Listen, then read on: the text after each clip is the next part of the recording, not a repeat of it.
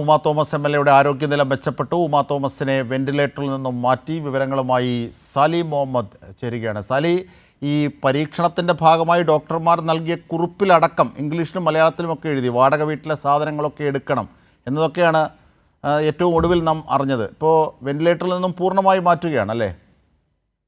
അതായത് 11 മണിയോടെ വെന്റിലേറ്ററിൽ നിന്ന് മാറ്റി എന്നാണ് ഇപ്പോൾ ആശുപത്രി ഔദ്യോഗികമായി അറിയിച്ചിരിക്കുന്നത്. ശ്വാസകോശത്തിന്റെ ആരോഗ്യനില മെച്ചപ്പെട്ടു.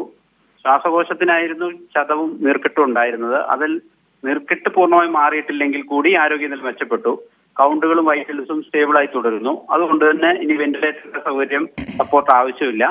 സാധാരണ നിലയിൽ ശ്വാസം വലിക്കാൻ, ശ്വാസം എടുക്കാൻ കഴിയും എന്നുള്ളതാണ് ആശുപത്രി അധികൃതരുടെ നിഗമനം. അതുകൊണ്ട് തന്നെ വെന്റിലേറ്ററിൽ നിന്ന് മാറ്റി ഇപ്പോൾ 11 മണിക്ക് വെന്റിലേറ്ററിൽ നിന്ന് മാറ്റി 2 മണിക്ക് അവര് മെഡിക്കൽ ബുള്ളറ്റിൻ പുറത്തിറക്കുന്നത് വരെ സ്റ്റേബിൾ ആണ്, കാര്യങ്ങൾ പ്രശ്നമില്ല. അതുകൊണ്ട് ഇനി വെന്റിലേറ്റർ സംവിധാനം ആവശ്യമില്ല എന്നുള്ളതാണ് ആശുപത്രി അധികൃതർ അറിയിച്ചിരിക്കുന്നത്.